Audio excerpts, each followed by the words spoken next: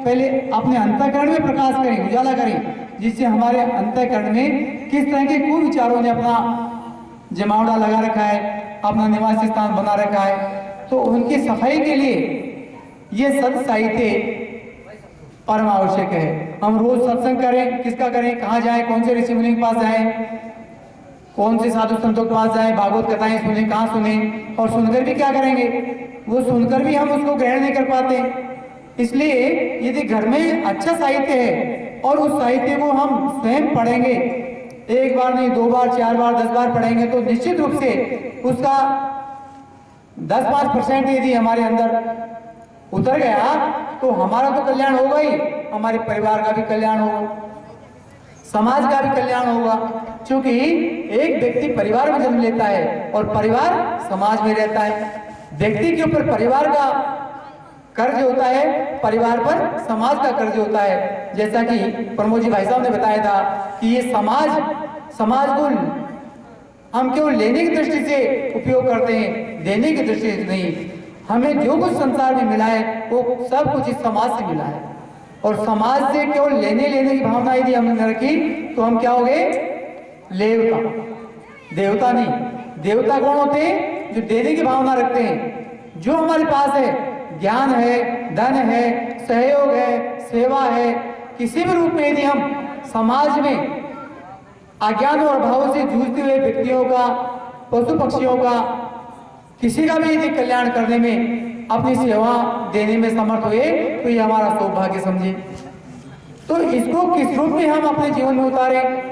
पदयात्राएं हैं, यज्ञ है, और बहुत सारे कथा कहानियां होती हैं, पूजन होते हैं, मंदिरों में व्रत उपवास खूब करते हैं, लेकिन उनका मकसद क्या है, उन सब का मकसद केवल अपनी मनोकामनाएं पूर्ण कराने की है कि मुझे ये सुविधाएं दे दीजिए भगवान, मेरे बच्चों को ये दे दीजिए, मेरा भविष्य ऐसे सुधार दीजिए। लेकिन हमने कभी भगवान से ये नहीं पूछा कि भगवान आपको भी कोई कष्ट है क्या, आपको भी कोई परेशानी है क्या, कोई दुख तो नहीं है। कभी नहीं पूछते हम। क्यों? क्योंकि भगवान तो केवल देने के लिए होता है। भगवान मंदिर में है तो केवल हम उनसे नाक रगड़ कर मांगते हैं, उनकी कष्ट कठिनाई हम नहीं पूछते। क्योंकि भगवान को तो मानते हैं कि भगवान तो है, लेकिन भगवान की हम नहीं मानते।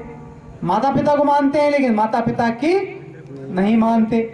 इसीलिए हम सब दुखी हैं। संसार में कोई सुखी नहीं है, चाहे कोई कितना ही धनाढ्य हो, चाहे कोई कितना ही ज्ञानी हो, कितना ही विद्वान हो, कितना ही त्यागी हो, कोई सुखी नहीं है। किसी न किसी की लालसा किसी भी रूप में यदि अंतःकरण में विराजमान है, स्वार्थ और अहंकार, काम क्रोध मद लोभ, तो निश्चित रूप से उसकी सफाई की आवश्यकता है। और वो सफाई के लिए झाड़ू कौन सी होती है?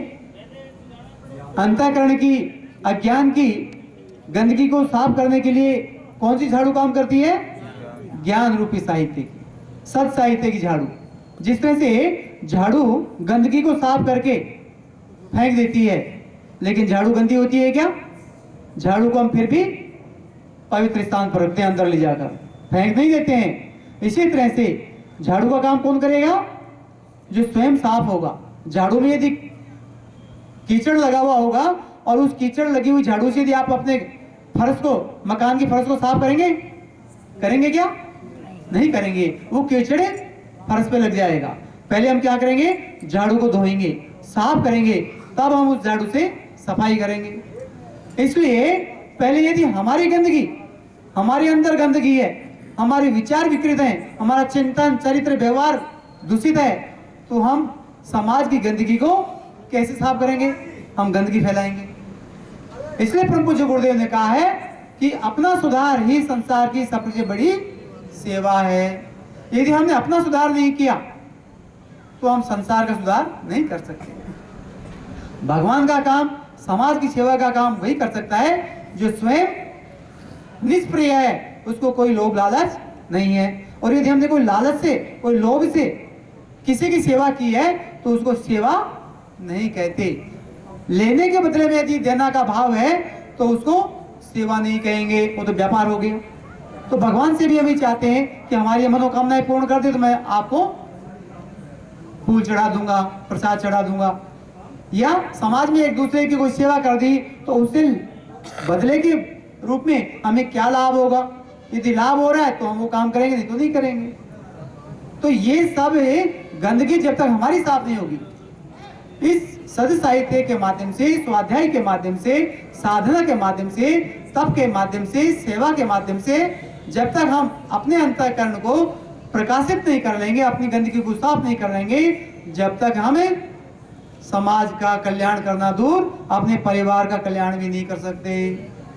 इसी बात के लिए आदरणीय भाई साहब, उस सद साहित्य के माध्यम से, युग साहित्य के माध्यम से, पुस्तकालयों के माध्यम से हम किस तरह से अपना और संसार का सुधार करने की ये योजना है, उसमें अपना सहयोग कर सकते हैं। गिलहरी की तरह ज्यादा तो कुछ नहीं कर सकते, लेकिन गिलहरी अपने बालों में बालू भरकर भगवान राम की पुल बनी थी उसमें डाल रही थी। तो वो कितना डाल सकती है, जितनी उसकी सामर्थ्य है। तो जितनी हमारी सामर्थ्य है, जितनी हमारी क्षमता है, उतना काम हम निष्प्रिय भाव से, निस्वार्थ भाव से करें। लेकिन उसके लिए प्रकाश कहाँ से आएगा, ज्ञान कहाँ से आएगा, इसी बात की गोष्ठी अभी आपके बीच में है। आदरणीय भाई साहब से निवेदन करूंगा कि इस गोष्ठी को आगे बढ़ाते हुए युग साहित्य के माध्यम से किस तरह से मिशन आगे बढ़े, इस पर प्रकाश डालने का कष्ट करेंगे। आदरणीय भाई साहब।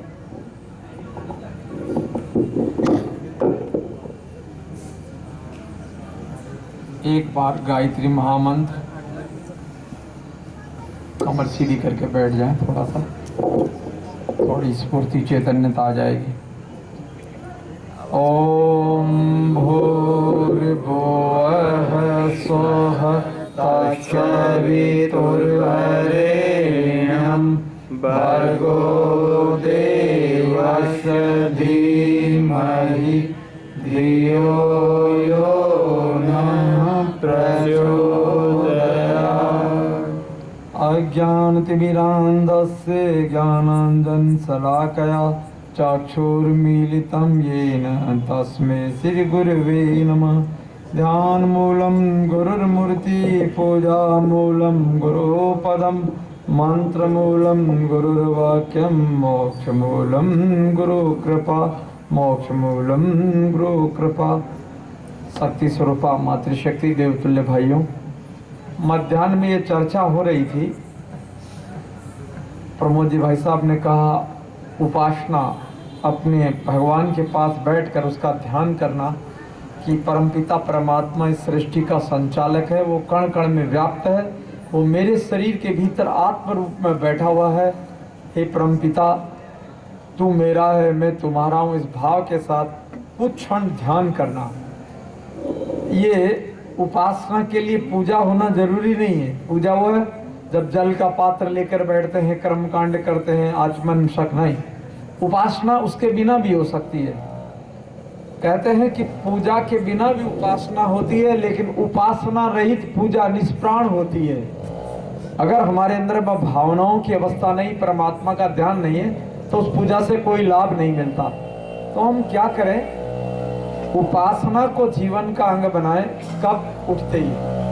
जैसे आप उठिए, कुछ क्षण ध्यान करिए परमात्मा का। कैसा है वो? परम चेतना आंखों से तो नहीं दिख सकती, जो दिखता नहीं उसकी कल्पना करनी पड़ती है, मानना पड़ता है। हम लघु है, छोटे हैं, हम छोटे से प्रकाश के कण हैं। सूर्य क्या है? विराट प्रकाश का पुंज है। तो जैसे हम छोटे हैं, सूर्य विराट है, ऐसे में हमारी आत्मा लघु है और परम परमात्मा की आत्मा विराट सूर्य के समान ब्रह्मांड व्यापी है। कहते हैं ना, ब्रह्मांड व्यापी आलोक करता। किस रूप में? कोई कहते शिवोहम, शिव के रूप में। शिव माने वही भगवान का नाम है। तो आप अपने भाव को कैसे जोड़ेंगे, मैं एक शिवाष्टक मंत्र के माध्यम से आपको बताता हूँ। आपकी भावना देखिए, एक पात्र है जिसके ऊपर में रंगीन पानी भरा हुआ है और हम अपना कपड़ा रंगना चाहते हैं। आप उस पात्र पर 1000 बार घुमाओ, कपड़ा रंगीन होगा क्या? और एक बार डुबोकर निकाल लो तो 1000 बार घुमाने में 2-4 घंटा लगेगा, और 1 मिनट में डुबोकर बाहर निकालते रंग चढ़ेगा कि नहीं चढ़ेगा? तो उपासना में डूबकर कुछ क्षण के लिए ही अगर भगवान का ध्यान किया तो हमको वो पूरी की पूरी उसकी शक्ति मिलती है।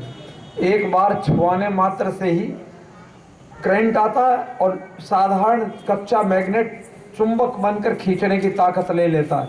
वो बहुत लंबे काल तक मैग्नेटाइज नहीं होता, थोड़ी देर के लिए होता है, कुछ क्षण के लिए। तो ठीक ऐसे परमात्मा का जो चुंबक है हमारे जीवन में कैसे आए, आज हम स्वाध्याय करते नहीं या प्रार्थना आरती करते तो हमको अर्थ नहीं मालूम।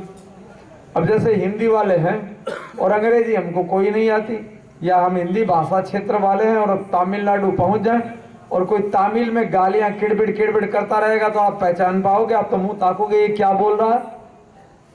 वहां के लोग हंसेंगे कि इसको गाली बक रहा है, पर हम उसका अर्थ नहीं जानते इसलिए कोई रिएक्शन होता है क्या। लेकिन अगर अर्थ मालूम है, कोई गाली दे दे तो तुरंत आंखें चढ़ जाएगी, गुस्सा आ जाएगा, लो मेरे को ऐसे बोल दिया। तो जब तक अर्थ नहीं समझते किसी चीज का भाव नहीं जुड़ता, और भाव ही वो शक्ति है। तो भगवान के अर्थ के रूप में भाव आपको मैं एक दो पंक्ति के माध्यम से सुनाता हूं। प्रार्थना कैसे करते हैं। मनोबुद्धि अहंकार चित्ता निनाहम न मे स्रोत जीवे न च घ्राण नेत्रे न च व्योम भूमिर्तेजो न वायु चिदानंद रूप शिवोहम शिवोहम। मनोबुद्धि अहंकार चित्तानि नाहम, न मैं मन हूं, न बुद्धि हूं, न चिंत हूं, न अहंकार हूं। न मैं स्रोत जीवे न चे घ्राण नेत्रे, न मैं स्रोत माने बोलने वाली जीव हूं, न वाणी हूं, न घ्राण माने नासिका हूं, न नेत्र आंखें हूं। मनोबुद्धि अहंकार चित्तानि नाहम, न मैं स्रोत जीवे न चे घ्राण नेत्र, न च व्योम भूमिर तेजो न वायु। न मैं धरती हूं, न प्रकाश हूं, न वायु हूं, न आकाश हूं। क्या हूं? चिदानंद रूप शिवोहम शिवोहम। चिद आनंद रूप, ज्योति रूप, दीपक की ज्योति के समान हृदय में जलती हुई आत्मा कौन हूं? शिवोहम, उस परमात्मा का अंश हूं। क्या हूं? मैं चिद रूप आत्मा उस परमात्मा का अंश हूं। न चे प्राण संज्ञो न वे पंच वायु, न वा सप्त धातुर न वा पंच कोशः, न वाक्यानि पादम न चोपास्थ पायु चिदानंद रूप शिवोहम शिवोहम।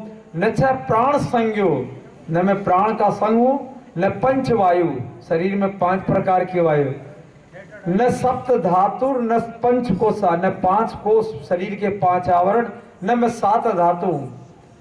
क्या हूं? चिदानंद रूप है शिवोहम शिवोहम, चिद रूप आनंद। न मे द्वेष रागो न मे लोभ मोहो, मदो ने विमेने मात्सर्य भाव, न धर्मो न अर्थो न कामो न मोक्ष चिदानंद रूप शिवोहम शिवोम। न मे द्वेष रागो, मेरा किसी से बैर नहीं है, किसी से राग नहीं है। न मे लोभ मोह, न मुझे कोई प्रकार का लोभ है न कोई मोह। न मे लोभ, न मे द्वेष रागो न मे लोभ मोहो, मदो ने विमेने मात्सर्य भाव। न मुझे अहंकार है, न किसी के प्रति दुर्भावना है, द्वेष है। न धर्मो न अर्थो न कामो न मोक्ष, न धर्म की आवश्यकता है, न धन की आवश्यकता है, न मेरी कामना है, न मुझे मुक्ति की आकांक्षा है, क्योंकि मैं चिदानंद रूप है शिवोहम शिवोहम। आंख बंद करके ध्यान करते हुए हृदय में ज्योति के रूप जलती हुई मेरी आत्मा उस विराट परमात्मा का अंश है। चिदानंद रूप है, शरीर में विद्यमान। शिवोहम माने विराट परमात्मा का अंश हूं। आगे कहते हैं न पुण्यम न पापम न सौख्यम न दुखम। न पुण्य हूं, न पाप हूं, न सुख हूं, न दुख हूं। न वेदो न तीर्थम न मंत्रा न यज्ञ। न वेद हूं, न तीर्थ हूं, न मंत्र हूं, न यज्ञ। अहम भोजनम नेव भोज्यम न भोक्ता। मैंने भोजन हूं, न भोजन करने वाला हूं, न उसका भोक्ता हूं। क्यों? कि मैं चिदानंद रूप है शिवोहम शिवोहम। अगला है न मे मृत्यु शंका न मे जाति भेदा। मेरी मृत्यु की कोई शंका नहीं है, न मेरी जाति का कोई भेद है। न मे मृत्यु शंका न मे जाति भेदा। पिता नेव मेनेव माता न जन्म। न मेरा कोई पिता है न माता है न मेरा जन्म। न बंधु न मित्रम गुरुरेव शिष्य। न मेरा कोई बंधु है न कोई मित्र है, न कोई गुरु है न कोई शिष्य। क्यों? चिदानंद रूप है शिवोहम शिवोहम। अहम निर्विकल्पो निराकार रूपो। मैं निर्विकल्प निराकार रूप हूँ। विभु व्याप्य सर्वत्र सर्वेन्द्रियाणम। विभु विभु विराट परमात्मा का अंश रूप सर्व इंद्रियाणम, सभी जीवों की आत्मा, सभी के शरीर में मैं ही विद्यमान हूं।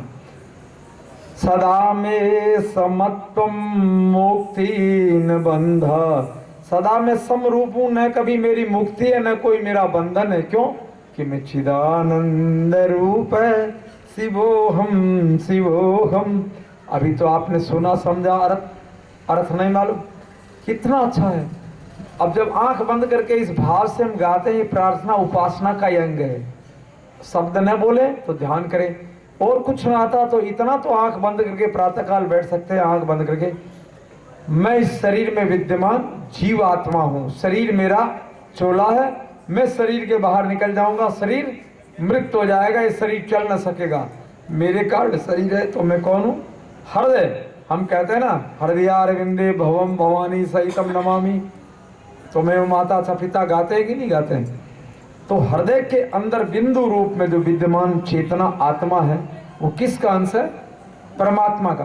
तो हमारे हृदय के अंदर में चिद रूप आत्मा परमात्मा का अंश है। तो सब जीवों में वही तो आत्मा है। आप में भी वही है, नर में भी वही है, नारी में वही है, गाय में भी वही है, चींटी में वही, हाथी, संसार के समस्त जीवों में जो जीवन की चेतना वो परमात्मा का ही अंश है। तो फिर कहते हैं अपने यहाँ, हर प्राणी में रूप तुम्हारा, पंकज सा मुस्काता, और रवि मंडल की ज्योति तुम ही हो हे गायत्री माता। जिसको शिव रूप कहते हैं वही गायत्री रूप है, अलग नहीं परमात्मा, अलग अलग नाम दिए हमने। तो हमारा भाव रहता है प्रातःकालीन उपासना का, आंख बंद करके उठते ही अपने हृदय के अंदर ज्योति रूप अपनी जीवात्मा का दर्शन करें। विराट परमात्मा ब्रह्मांड में सूर्य के प्रकाश सविता के तेज के समान विद्यमान है। हे परम पिता, मेरा जन्म तुम्हारे ही अंश से उत्पन्न हुआ है। तेरे ही प्रकाश को लेकर मैं इस शरीर में आया हूँ, तुम्हारी सृष्टि की सेवा करने के लिए आया हूँ। हे परमात्मा, मुझे अपनी शक्ति दे, अपना ज्ञान दे, अपना वैराग्य दे, कि ताकि इस संसार में तुम्हारा मैं काम कर सकूं। हे प्रभु, मुझे शक्ति दे, मैं इंद्रियों के अपने संसार के चक्रव्यूह में न पड़ते हुए लोभ मोह अहंकार मद मत्सर जितने भी भाव है, इन भावों से मुक्त हूँ। और संसार के सभी प्राणियों का सर्वे भवन्तु सुखिना, सारे संसार के प्राणी सुखी हो, ये भाव प्रार्थना। संस्कृत आती हो ना आती हो, कोई भाषा आती हो ना आती हो, भावों की अपनी एक भाषा होती है। अगर ये प्रार्थना हम दो शब्द अपने भाव में डूब कर भगवान से किया तो आपकी उपासना सफल हो गई। कोई भावों की कोई भाषा नहीं होती है। मीरा ने अपने गिरधर गोपाल को अलग तरीके से नचाया और सूरदास ने अलग तरीके से नचाया। आप जब भावों की उच्च अवस्था में पहुंच करके परमात्मा का ध्यान करोगे तो ये उपासना आपके जीवन में बल भर देगी अकुत। और उपासना जब परमात्मा का बल शरीर में आता तो मालूम क्या होता है? आज आदमी के पास क्या है? बल है क्या? बल नहीं है, बलहीन हो गया है। शरीर का बल तो दिखाता है, लेकिन मन का बल नहीं, प्राणों का बल नहीं, आत्मा का बल तो बहुत बड़ी चीज है। आत्मा का बल तो परमात्मा का बल है, लेकिन हमारे अंदर शरीर बल भी नहीं है। शरीर का बल है क्या? हिम्मत नहीं है, उठने का मन नहीं करता, काम करने का मन नहीं करता। और कहीं कोई, जैसे एक दिन क्या है, मैं पिछली बार वाटिका जब आया था तो यहाँ से जब वापस जा रहा था, एक घटना बताऊँ आपको। बस में जैसे हम लोग यहाँ सिटी बस में चढ़े और जयपुर तक जाना था, तो रास्ते में पास में बैठे एक भाई साहब हमारे सीट के मूछें भी बढ़िया बढ़िया थी, बड़े हट्टे कट्टे दिख रहे थे। देखने में लगा कि ये कोई खानदानी आदमी है। फट उसने बीड़ी निकाली और जलाई फट से बीड़ी। तो बीड़ी जैसे ही जलाई तो अपने ऋषियों का वचन है कि रोको नहीं तो टोको तो सही। हमने टोकना ही बंद कर लिया इसलिए नाचार। तो हमने कहा भाई साहब, आप बीड़ी पी करके अपना शरीर तो जला ही रहे हैं, मैं न पीता हूँ, मेरे भी शरीर में जहर डालोगे आप, इसको भाई साहब बंद कर दीजिए।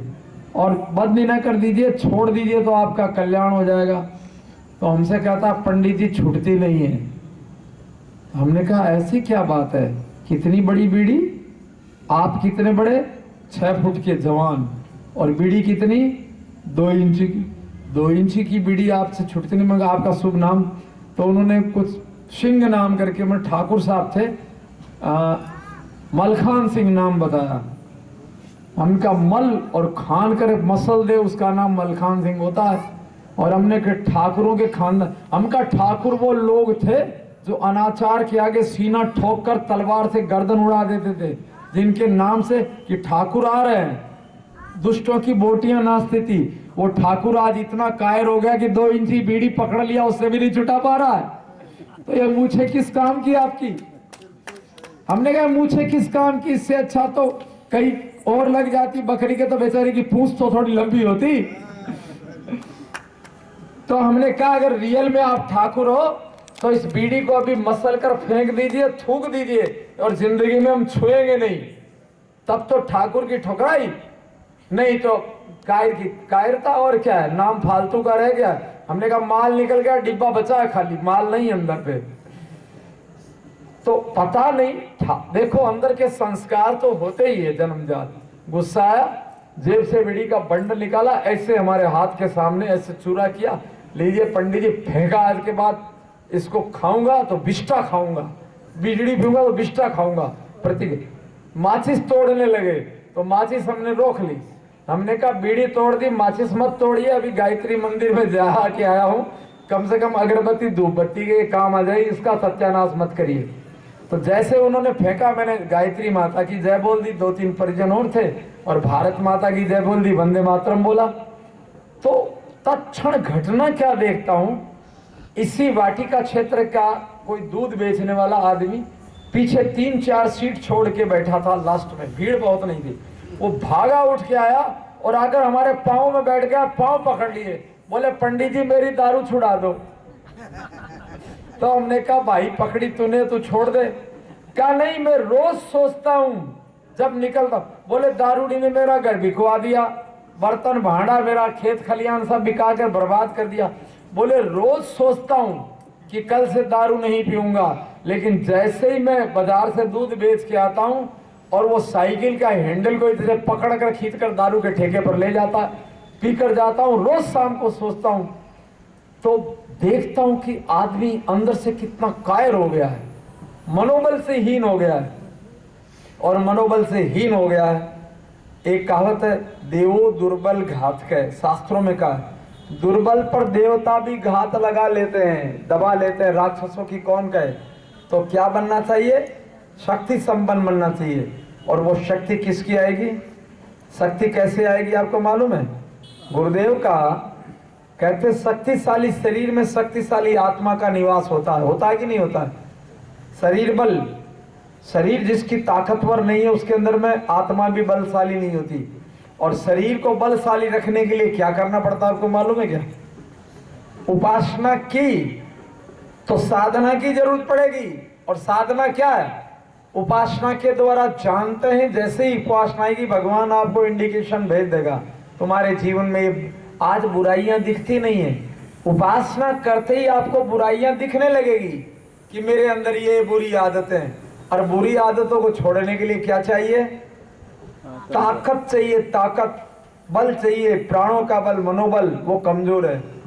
तो शरीर कमजोर क्यों हुआ? चाय कौन कौन पीता, हाथ खड़ा कर दे जरा सा मैं जान लूं। हाँ ठीक, अब नीचे कर लो आप।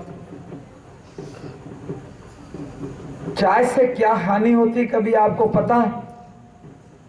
पीते क्यों है? पीते देखते हैं सबको, जो लोग पीते हैं। अच्छा, यही देश है जिसमें भगवान कृष्ण ने मक्खन खाया कि नहीं खाया? दूध दही की नदियां बहती कि नहीं बहती थी। और जब से चाय आ गई तब से क्या हुआ मालूम है?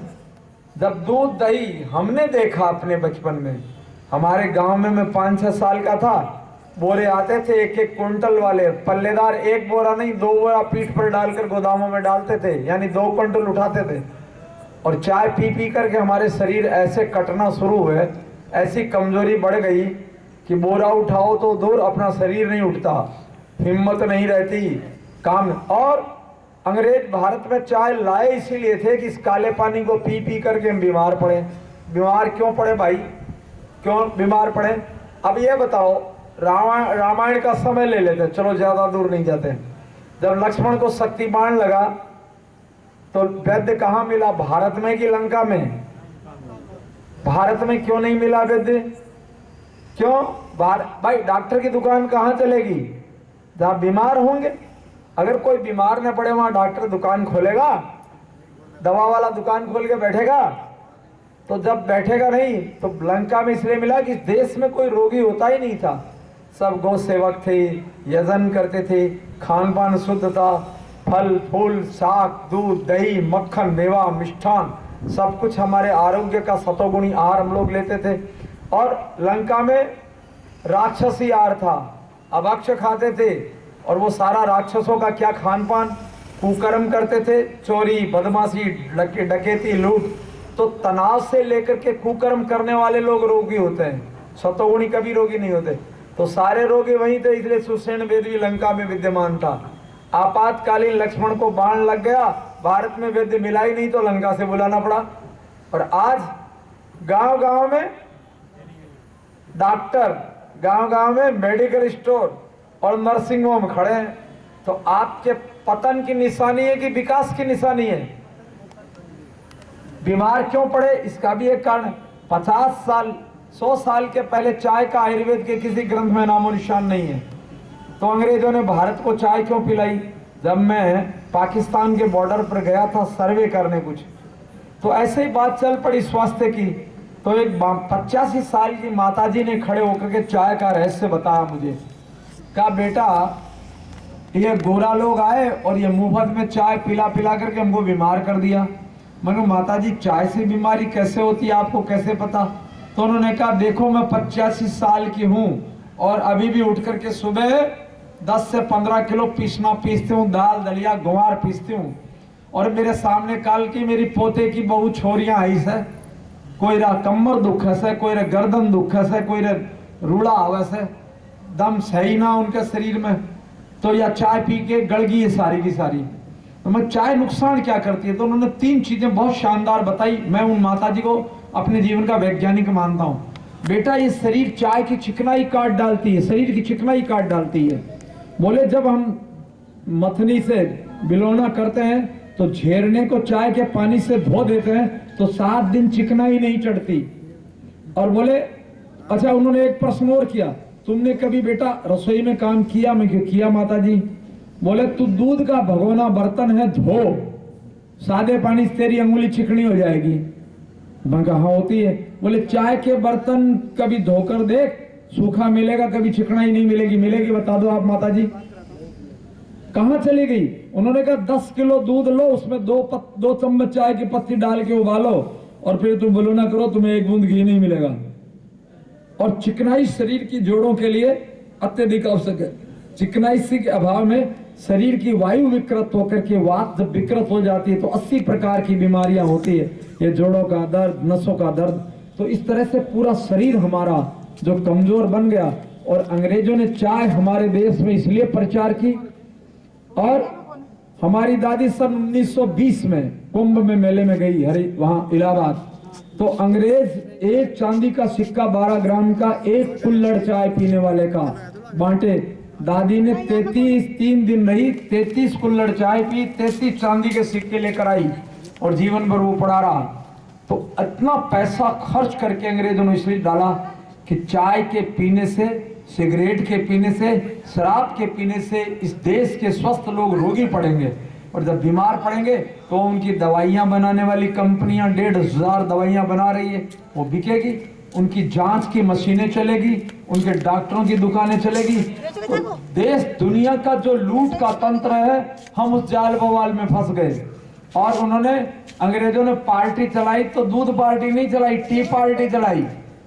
तो आज तक हम टी पार्टी देते आ रहे हैं। क्या साथ फलाने क्या टी पार्टी है, मेहमान आया तो चाय बनाओ। इस कदर इसने हमारे शरीर का सत्यानाश कर डाला। हमारे शरीर की ताकत तो ताकत, अब हमारी पीढ़ियां घटती चली जा रही है। हम 6 साढ़े 6 फुट के थे और घटते घटते 4 साढ़े 4 फुट में तो आ गए। लगभग 1.5 फुट की हाइट घट गई है। आने वाली पीढ़ी 1-2 जनरेशन के बाद उनकी ऊंचाई 1.5 फुट हो जाएगी। और जो 1 क्विंटल 2 क्विंटल वजन उठाते थे, हम लोगों को याद है कि 70-80 किलो का पत्थर का बाट बना होता था, माला लगाते थे, उठाकर एक हाथ से ऐसे करते थे। अब बोरा आया 50 किलो का हमारी आंखों के सामने, 1 क्विंटल का। और अब कट्टी आ गई है 25 और 30 किलो वाली। कुछ दिनों में क्या आएगी, कितने फुट की आएगी, 10 किलो की कट्टी आएगी। 10 किलो का कट्टा उठाकर कोई कंधे पर ले जाएगा तो लोग कहें बहुत ताकतवर आदमी है। 10 किलो उठाना भी दूभर हो जाएगा। और ये देश कितना ताकतवर था आपको मालूम है? महाराणा प्रताप, जिसकी गाथा तो पूरी देश और दुनिया गाती है, हल्दी घाटी का वो शेर। महाराणा प्रताप का भाले का वजन बता सकता है कोई कितना है? आपको मालूम है? आपकी मेवाड़ का सूरमा, हल्दी घाटी का नायक महाराणा प्रताप, उसका भाला कितना है? नहीं मालूम किसी को? 1 क्विंटल वजन है भाले का जिससे वो लड़ता था। और जो सर पर वो अपना वो ताज रखता था लोहे का, उसका वजन है 1.25 मन यानी 50 किलो। तो 1 क्विंटल का भाला, 50 किलो का ताज। और अपने लोहे के कोच कंडल बांधते थे आगे पीछे, उनका वजन मालूम है कितना? 2.5 क्विंटल। 2.5 क्विंटल का ये 50 किलो, 1 क्विंटल का भाला, 4 क्विंटल वजन लगाकर शरीर पर जो लड़ता रहा होगा वो योद्धा कैसा रहा होगा? चाय वाला योद्धा था कि दूध दही वाला योद्धा था? तो आज अब इतिहास अगर कुछ दिनों के बाद पढ़ाएंगे तो कहेंगे कि इसको बनाकर किसी बड़ी मशीन में ढालकर क्रेन से उठाकर रख दिया होगा। यहाँ ऐसी गप फांकी जा रही है, ऐसा हो ही नहीं सकता कोई उठा। इस पर डिबेट चलेगी अगले दिनों में। तो हम एक विनाश की ओर जा रहे हैं। परम पूज्य गुरुदेव की सत्ता हमारे इस पतन से उत्थान के लिए हमारे बीच में आई और उसने हमको मार्गदर्शन दिया। तो उपासना तो हो गई, भगवान की याद, ज्ञान मिला, पर अब साधना सबसे बड़ा काम है। ये संग्राम जिंदगी है, लड़ना इसे पड़ेगा, जो लड़ नहीं सकेगा आगे नहीं बढ़ेगा। आओ लड़े स्वयं से, दोषों से, दुर्गुणों से, विषयों से, वासना से, भोगों से, कामना से, और कुंदन वही बनेगा जो आग पर चढ़ेगा। इतिहास कुछ नहीं, संघर्ष की कहानी, राणा शिवा, भगत सिंह, झांसी की वीर रानी। कोई भी कायरों का इतिहास क्यों पढ़ेगा, जो लड़ नहीं सकेगा आगे नहीं बढ़ेगा। तो अब चाय से कौन कौन लड़ेगा, जरा सा हाथ खड़ा कर दो। देखो माताजी ने तो जल्दी से खड़ा कर दिया। जो जल्दी खड़ा किया वो तुरंत तैयार हो गया, और धीरे से खड़ा किए वो डर के मारे, अभी डर है उनमें कि पता नहीं छूटेगी कि नहीं छूटेगी। और नहीं खड़ा किया वो बिल्कुल कायर है, वो सोच लिया है कि ये छूट ही नहीं सकती हमसे, तो इस जन्म में तो ऐसा कुछ नहीं है, सब छूट जाता है। गुरुदेव की सत्ता से आप प्रार्थना करके तो देखो, तत्काल वो कितनी शक्ति देती है। आप कहते हो चाय नहीं छूटती, हमने तो घर बार छोड़ दिया। गुरुदेव ने एक रात में कहा बेटा घर छोड़ दे, जा राष्ट्र की सेवा करनी है। उसी रात व्यापार बंद किया, सब बेचा बाचा और घर छोड़कर निकल गए। कहीं कमी पड़ी क्या? हम भी रोटी खाते हैं और आपसे अच्छी खाते हैं। 2 जोड़ी कपड़ा देखिए हमारी जिंदगी है, ये पूरी मेरी गृहस्थी है, इसी में मेरा जीवन चलता है, इसके अलावा मेरे पास कुछ नहीं है सब समाज का है, भगवान का है, हमारी आवश्यकता इससे ज्यादा नहीं है। 1 जोड़ी तन पर, 1 जोड़ी इसके अंदर में। मंजन हम पेस्ट करते नहीं, ब्रश की जरूरत नहीं है।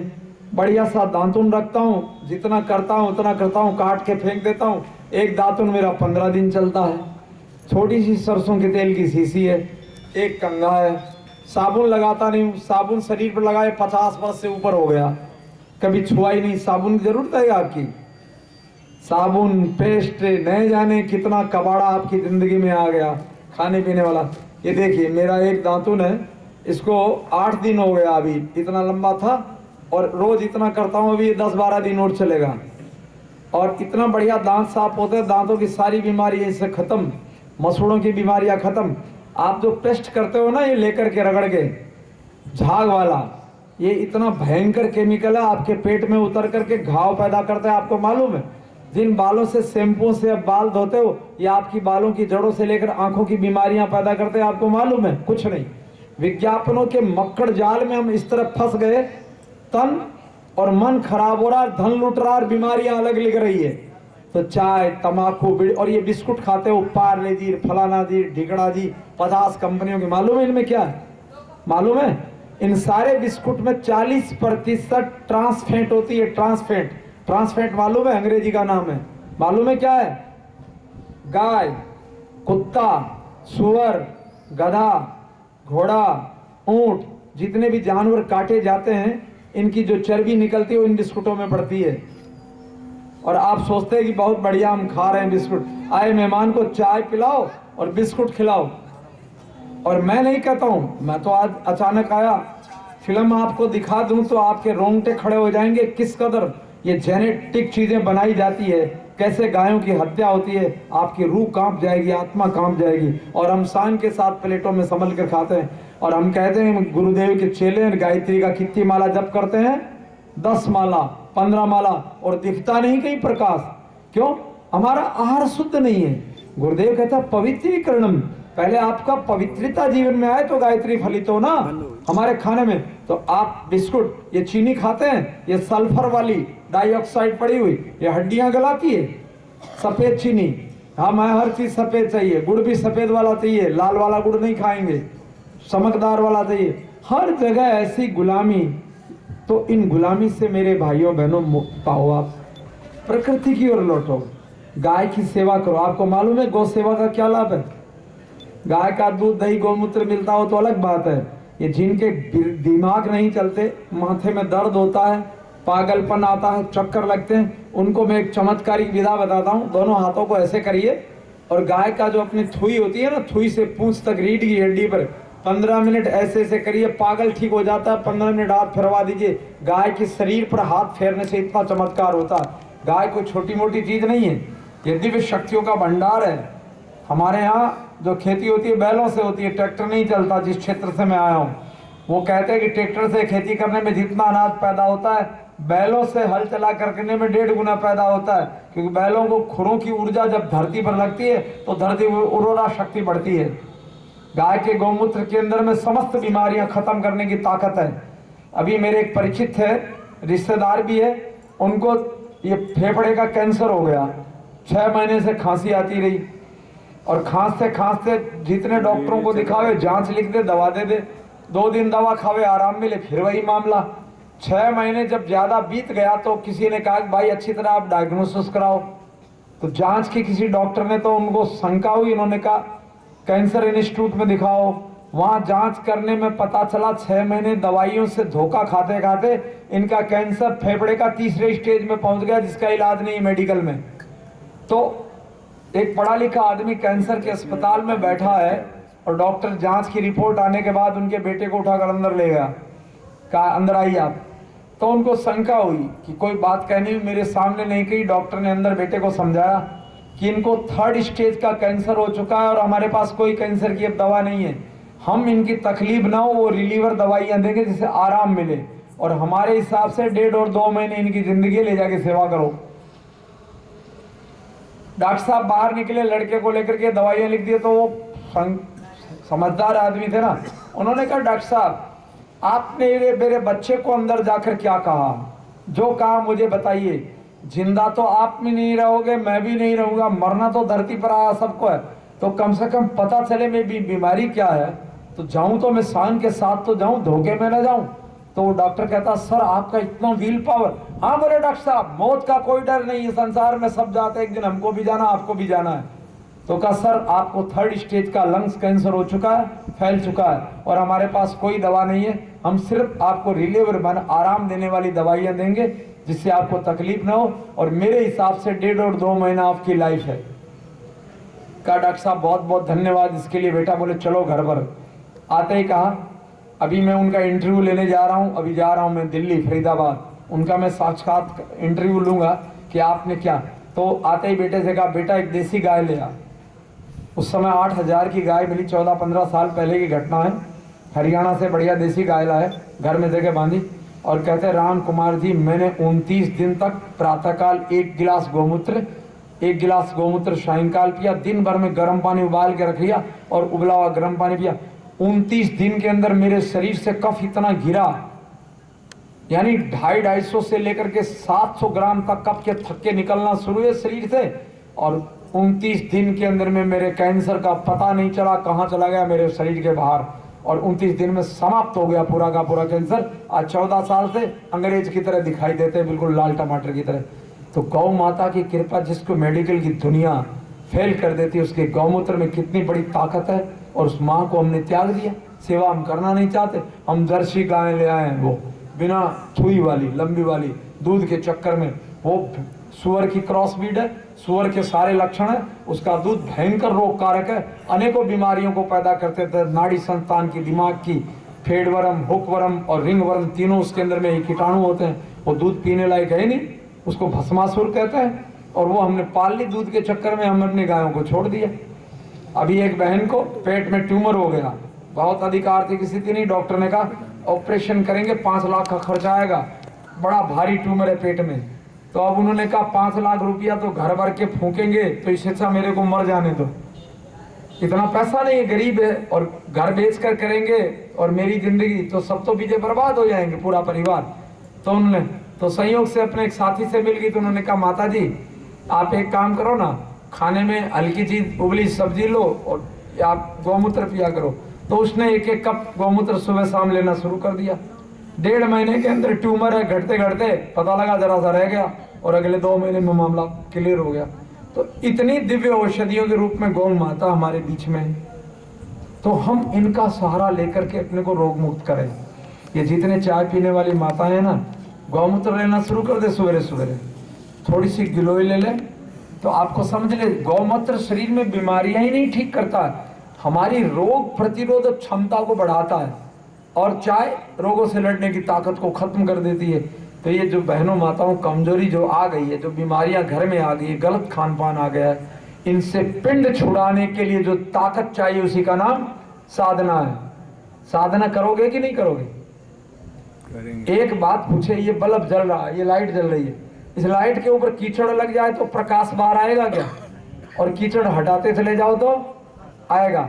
ऐसे आपके जीवन में जितनी बुरी आदतें आ गई है, उन बुरी आदतों को हटाते चले जाओ तो आप देवता तो हो ही, आप नर से नारायण तो बन ही गए। करना एक ही काम है, बुराइयों को भगाना है चुन चुन करके, जिंदगी में एक एक हटाना है सोच सोच करके, इसी का नाम साधना। उपासना से ज्ञान होगा, बुराइयां दिखेगी, दिखी हुई बुराइयों को हटाने का नाम साधना। और हमने साधना करके अपना जीवन मुक्त कर लिया चाय से, तो अब क्या करें? पड़ोसियों के घरों में जाएं और बताएं बहनों को चाय खतरनाक है, मत पियो, ये चीज मत खाओ। ज्ञान का विस्तार, आपके पास ज्ञान नहीं है तो आप गुरुदेव का विचार ले जाओ, गुरुदेव का साहित्य ले जाओ, कंधे पे ला दो और घर घर में देना शुरू कर दो। गुरुदेव ने छोटी सी किताब लिखी है, कौन कितना भला कर सकते हैं, उस पुस्तक का नाम है बिना औषधि कायाकल्प। 3 या 5 रुपए की किताब है। मैंने बिना दवाइयों के समस्त बीमारियों से मुक्त कैसे हुआ जाए उसकी विधा उसमें दे रखी है गुरुदेव ने। छोटी सी किताब है, अगर उस किताब को कोई ठीक से पढ़ करके अपने जीवन में उतार ले तो मैं गारंटी से कह सकता हूं उसके घर में न कोई डॉक्टर की जरूरत है, न दवा की जरूरत है, किसी प्रकार की दवा न चाहिए। उसमें गुरुदेव ने इतना, लेकिन हमने क्या किताबें तो ली और जल्दी जल्दी फटाफट गुरुजी की किताब है पढ़ लिया। पढ़ना अलग बात है, मैंने दोपहर में कहा था, अध्ययन करना अलग बात है, स्वाध्याय अलग बात है। अध्ययन किसी चीज को जल्दी जल्दी पढ़कर जान लिया वो अध्ययन कहलाता है। स्वाध्याय पढ़ते हुए अपना अध्ययन करना कि ये बात लिखी है मैं कहां तक जानता हूं, तो जो नहीं जानता हूं उसका प्रयोग करके देखूं, समझो, बुझो और करो। माने जब किसी चीज को समझ करके गहराई से चिंतन करते हुए जीवन में उतारने का संकल्प करते तो वो स्वाध्याय बनता है। स्व का अध्ययन, गुरुजी ने ये बात लिखी है मेरे जीवन में कहा है, गुरुजी ने लिखा है 3 माला गायत्री मंत्र जपना है, मैं कितना जपता हूं। गुरुजी ने लिखा ये खाना चाहिए, ये नहीं खाना चाहिए, मैं कितना खाता हूँ, गुरुजी ने जो लिखा या किसी महान पुरुष ने लिखा या किसी विद्वान ने बताया अच्छी बात मेरे जीवन में है कि नहीं है, तत्क्षण इस योजना का नाम क्या है? संकल्प करने का नाम शक्ति उत्पन्न होगी और इस शक्ति को बांटने लगे। पहले अपने को शुद्ध कर ले, फिर जन जन में। एक लकड़ी जलती है तो पड़ोस वाली को जलाने जाती है कि अपने आप जलती है? ढेर में आपने एक आग लगाई एक जगह तो पड़ोस की लकड़ियां क्या होती है? अपने आप जलने लगती है। आप अपना जीवन जलाइए। हमने अपने जीवन को जलाया। मैंने जिंदगी में चाय नहीं पी, कभी पान मसाला नहीं खाया, कभी सिनेमा हॉल का मुंह नहीं देखा खड़े होकर के, कभी जीवन में अपने को जलाया। तो आज कम से कम नहीं तो मैं समझता हूं 10 लाख लोगों ने मेरे जीवन के अनुभवों से चाय का परित्याग कर दिया होगा और ऐसी दृढ़ता के साथ किया। आज वो हजारों लाखों बच्चे, युवा, ऐसा नहीं है। हम बच्चों में स्कूलों में जाता हूं और एक बात बताऊं, विचार क्रांति क्या है? आज मैंने दोपहर में कहा चाय में ताकतवर है कि दूध ताकतवर है? आपने क्या कहा? दूध। तो चाय अगर हानिकारक कमजोर है उसको छोड़, ताकतवर दूध को छोड़ के कमजोर चाय पीते हैं तो हम क्या है? मूर्ख। और मूर्खता हमारे अंदर क्यों है? कि हमने कभी विचार ही नहीं किया। तो जिस चीज का विचार नहीं किया वो विचार हमारे अंदर उत्पन्न हो, यही विचार क्रांति है। आपको समाज को क्या देना? विचार देना है। हम स्कूल कॉलेजों में जाते हैं छोटे छोटे बच्चों के साथ, बच्चे कभी झूठ नहीं बोलते, बड़े लोग तो जरूर झूठ बोल जाते हैं, बच्चों में झूठ की आदत नहीं होती। मैं हाथ जोड़ के प्रणाम, बच्चों तुम भगवान के रूप हो, ये बच्चों बताओ झूठ बोलना चाहिए कि सच बोलना चाहिए? तो सब कहते हैं सच बोलना चाहिए। तो तुम सच बोलोगे कि झूठ बोलेंगे? तो सब एक साथ बोलते हैं, 10,000 बच्चे एक साथ बोलेंगे सच बोलेंगे। बड़े बड़े स्कूलों में 2-2 हजार 4। अच्छा बच्चों एक बात पक्का हो गया, तुम सच बोलोगे। तो उनसे फिर पूछता हूँ ये बच्चों चाय कौन कौन पीता? हाथ खड़ा कर दो। तो लगभग सबके घर में चाय बनती है, सबके हाथ खड़े हो गए। फिर वही पूछा बच्चों ये बताओ पीने वाली 2 चीज़ दूध अच्छा कि चाय अच्छी? तो सब कहते दूध अच्छा। तो ये बताओ अच्छी चीज को छोड़ करके जो घटिया चाय पीता वो समझदार है कि बेवकूफ? तो सब कहते बेवकूफ। तो तुम सब क्या हो? तो एक साथ कहते बेवकूफ। तो तुम्हारे मम्मी पापा, कितने बच्चों के मम्मी पापा चाय पीते? तो सबके हाथ खड़े हो जाते। तो तुम्हारे मम्मी पापा बेवकूफ है कि समझदार? तो सब कहते बेवकूफ है। तो उनको समझदार कौन बनाएगा? तो सब कहते हम बनाएंगे।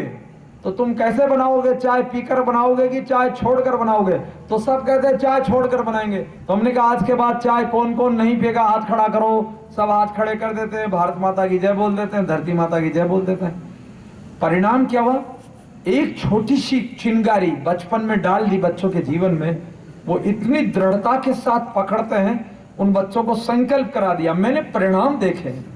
हम क्या 20 मिनट गए एक विद्यालय में, लेकिन कब? जब हमारे जीवन में चाय नहीं। आराधना बता रहा हूं कैसे करनी है समाज की आपको। हर भाई बहन अपने पास बहुत समय, स्कूलें आसपास है, हम जा सकते हैं विद्यालयों में, रोज कार्यक्रम। हमने यही किया। ये जो 10 लाख की संख्या है मेरी, बूढ़ों की नहीं है, क्योंकि ये तो सुधरते ही नहीं है। ये तो बिल्कुल कुत्ते की पूंछ की तरह, थोड़ी देर दबाव लगता तो नीचे रहती है, हटेगी फिर खड़ी कर ली। 4 दिन चाय छोड़ेंगे, 4 दिन बाद कोई पिलाने वाला मिल जाएगा तो पी लेंगे, कहेंगे क्या करें, मानते नहीं हैं लोग। अरे उन्होंने जबरदस्ती पिला दी। लेकिन बच्चे बड़े चट्टान की तरह मजबूत होते हैं। चाय छुड़वा दी, बात आई गई होगी। 10 साल के बाद एक जगह जाने का काम पड़ा। 10 साल में वो बच्चे 15, 18, 20 साल के हो गए, बड़े हो गए, छोटे छोटे। तो एक दिन मोहल्ले में ऐसे बात चल पड़ी, मुझे नहीं मालूम, मैं तो भूल भाल गया, 10 से 9 साल बाद गया। तो ऐसे ही वहाँ चिकित्सा का कैंप लगा था, तो मैं रोगियों को पूछ रहा था भाई चाय कौन कौन पीता है? तो वो जो बैठी माताएं सब अपना हाथ खड़ी करे, तो बच्चियां खड़ी पीछे 10-12 कहते गुरुजी ये सब पीती है।